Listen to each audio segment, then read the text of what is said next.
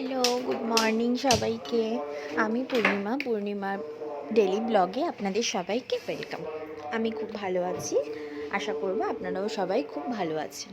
তো আজকে ব্লগটা আমি স্টার্ট করি। সকালবেলা ঘুম থেকে উঠে ব্রাশ করে আমি রান্নাঘরে চলে আসলাম। পটলের তরকারি করব আজকে। ব্রেকফাস্ট লাঞ্চ দুটোতেই হয়ে যাবে এই কারণে। তো প্রথমে কড়াইটা বসিয়ে দিলাম, তারপরে তাতে একটু তেল দিয়ে দিলাম। তেল দেওয়ার পরে পটলগুলোকে আমি কেটে ধুয়ে রেখে দিয়েছিলাম। তো তেলটা গরম হওয়ার পরেই আমি পটলটা কড়াইতে ছেড়ে দিলাম। তাতে একটু নুন আর হলুদ দিয়ে পটলটাকে ভাজা করে নেব একটুখানি। পটলটা যতক্ষণ ভাজা হচ্ছে ততক্ষণ আমি একটা পটলের তরকারিটার জন্য একটা পেস্ট বানিয়ে রাখবো। তো সেটা হলো গিয়ে একটা বাটির মধ্যে আমি আদা রসুনের পেস্ট, জিরের গুঁড়ো, ধনের গুঁড়ো, সামান্য লঙ্কার গুঁড়ো, হলুদ গুঁড়ো আর সামান্য পরিমাণে নুন, যেহেতু পটল ভাজার সময় আমি নুন দিয়েছি তার জন্য সামান্য পরিমাণে নুন দিয়ে একটু জল দিয়ে মশলার পেস্টটাকে ভিজিয়ে রেখে দেবো, যাতে গুঁড়ো মশলাগুলো একটু ফুলে গেলে টেস্টটা ভালো আসে। তো ওটা আমি করে রেখে দিলাম সাইডে। দেখো পটলটা আমি ঢাকা দিয়ে দিয়ে দিয়ে দিয়ে ভাজবো একটু, যাতে পটলটা মজে আসে আর আমার পরে আর পটলটা অত বেশি কাঁচা কাঁচা ভাবটা না থাকে। তো আমি পটলটা দেখো ভাজা আমার হয়ে গেছে। এবার আমি একটা বাটিতে তুলে নেব।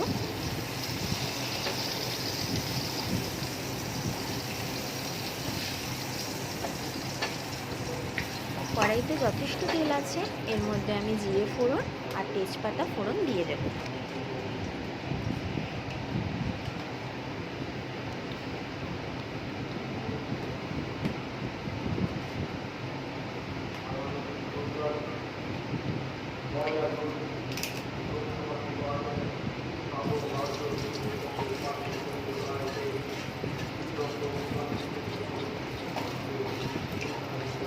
এবার আমি এর মধ্যে একটা ছোটো টমেটো কেটে দিয়ে দেব।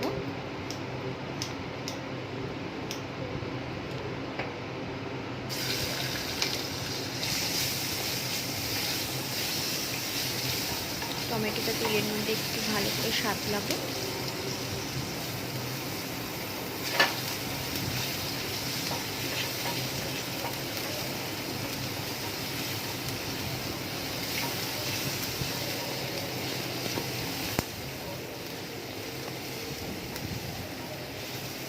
তারপরে আমি টমেটোর মধ্যে যে মশলাটা আমি ভিজিয়ে রেখেছিলাম সেই মশলাটা আমি অ্যাড করে দেবো।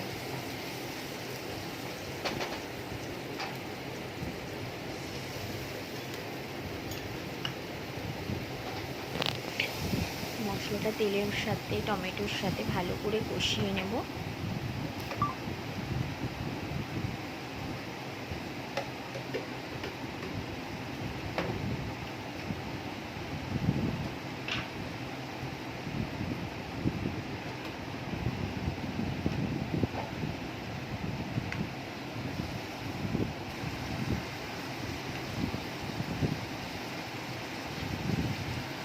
মশলা থেকে যখন তেল ছেড়ে আসবে তখন আমি পটলটা অ্যাড করে দেবো। দেখো মশলাটা নাড়তে নাড়তে অনেকটাই মজে এসেছে, টমেটোগুলোও মজে এসেছে আর তেলটাও আস্তে আস্তে ছাড়তে শুরু করেছে। তো আমি এবার পটলটা অ্যাড করে দেবো।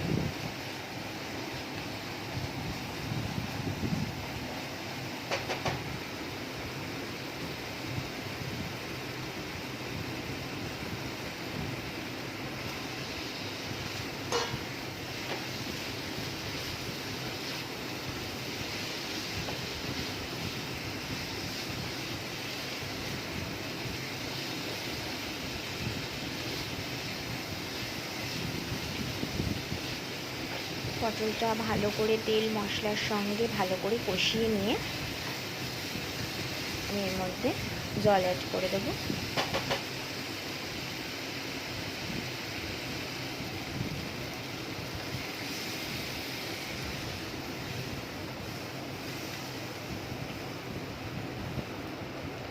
জলের সাথে মশলাটাকে ভালো করে নাড়িয়ে চাড়িয়ে আমি এটা ঢাকা দিয়ে গ্যাসটাকে সিমে রেখে 5 মিনিট রান্না করব।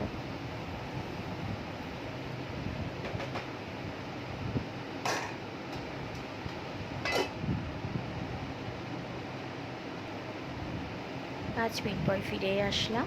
দেখো জলটা অনেকটাই টেনে নিয়েছে, পটলটাও মোটামুটি সেদ্ধ হয়ে গিয়েছে। একটু নাড়িয়ে চাড়িয়ে আমি এর মধ্যে গরম মশলা অ্যাড করে দেব।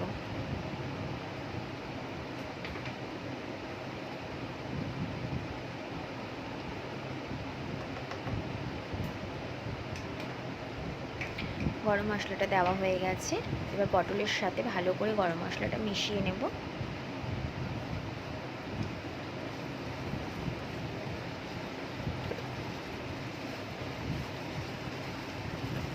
মেশানো কমপ্লিট, আমার রান্নাও কমপ্লিট। এবার আমি ওভেন বন্ধ করে রেখে দেব। যেহেতু সকালে ব্রেকফাস্টে রুটি হবে, তার জন্য অল্প আটা নিয়ে নিয়েছি। এটাকে মেখে নিচ্ছি। আটাটাকে আটা মাখা হয়ে গেছে আমার। এবার আমি লেচি কেটে নেব।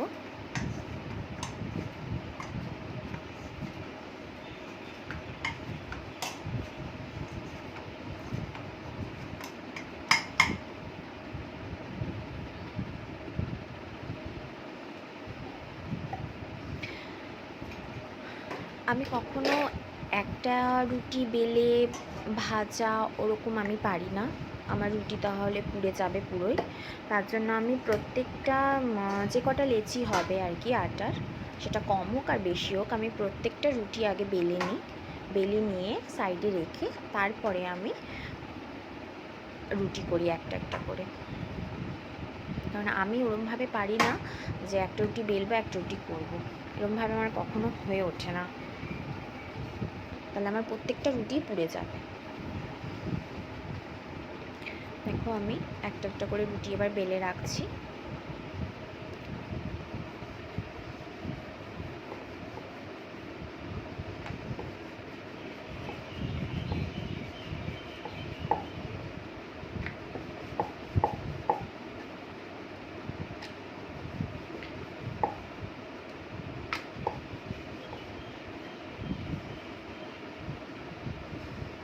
আমার প্রত্যেকটা রুটি বেলা হয়ে গেছে। এবার আমি তাওয়াটা বসিয়ে দিয়েছি ওভেনে। দেখলাম একটু গরম হয়েছে নাকি তাওয়াটা। এবার একটা একটা করে রুটি আমি ভেজে নেব।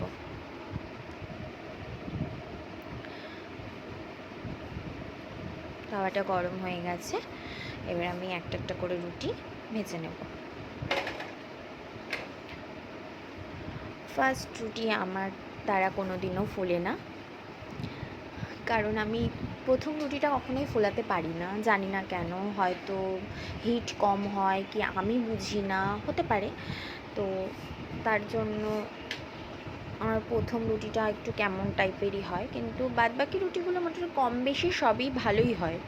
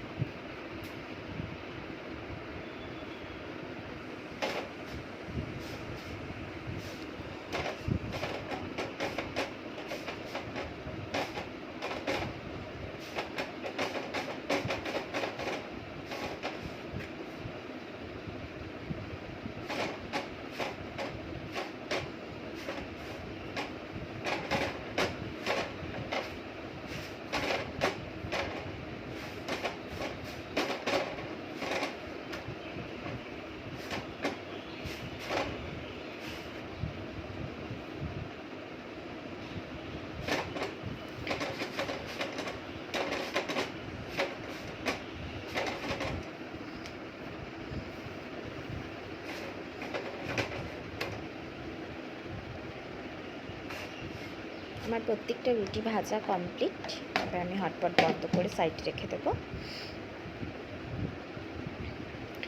তারপরে আমি কাল যে পেঁপেটা নিয়ে এসেছিলাম সেই পেঁপেটাকে ভালো করে হাফ পেঁপে কেটে হাফ পেঁপে রেখে দেবো। জানি না পেঁপেটা ঠিকঠাক ভালো হবে কি না, কারণ পেঁপেটাকে দেখে আমার কালো ভালো লাগছিল না। ফলের দোকানে দাদাটা বললেন যে না পেঁপেটা নাকি ভালো হবে, কিন্তু এখন আমি বুঝতে পারছি যে না পেঁপেটা সত্যিই ভালো নয় সেরকম একটা, কিন্তু এনেছি কিনে খেতে তো হবেই। তো পেঁপেটাকে মোটামুটি যতটুকু পোর্শন ভালো ততটুকু পোর্শন খুলে ভালো করে ছুলে নিয়ে ধুয়ে আমি কেটে রেখে দেবো।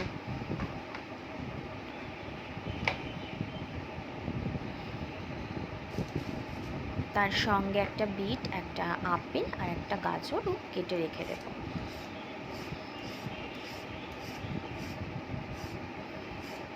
গাজর যদিও বা এমনি খাওয়া যায়, কিন্তু বিটটা এমনি আমি খেতে পারি না, আমিও পারি না, আমার মেয়েও পারে না। তার জন্য আমরা বেশিরভাগটা টাইমেই বিটের জুস করেই খাই, কারণ এটা শরীরের পক্ষেও ভালো, বাচ্চাদের পক্ষেও ভালো। তাই এটা আমার মেয়েকে খাওয়ানোটা পসিবল হয় না, কারণ ওর পেছনে দৌড়তে হয় খাওয়া নিয়ে প্রচণ্ড পরিমাণে ছোটোবেলা থেকেই।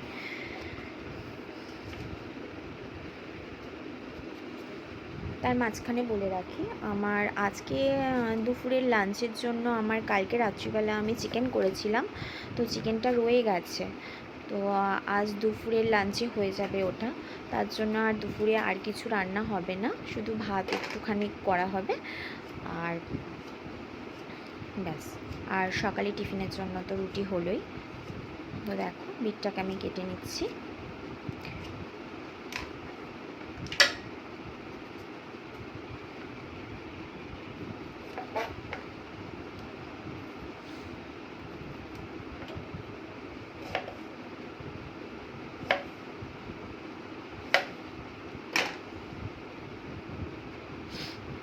ফল কাটা হয়ে গেছে, এবার আমি ওগুলোকে ভালো করে ধুয়ে পরিষ্কার করে একটা টিফিন বক্সে গুছিয়ে তুলে রাখবো ফ্রিজে, যাতে দুপুরবেলা খুলেই খাওয়া যায়।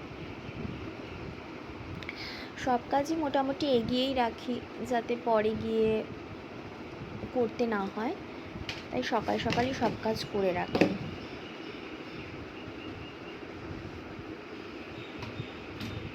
বোতলগুলো ফাঁকা হয়ে গিয়েছিল, তাই খাবার জলের বোতলগুলো এক এক করে ফিল্টার থেকে ভরে নিচ্ছি। আর আমি এমনি কলের জল আমি ব্যবহার করি না রান্নাতেও, তাই ফিল্টারের জলই ব্যবহার করি। তাই রান্নার জলও ফিল্টারে ভরে রেখে দিচ্ছি, সঙ্গে রান্নাঘরটাও পরিষ্কার করে সমস্ত কিছু করে একেবারে বেরিয়ে যাব রান্নাঘর থেকে।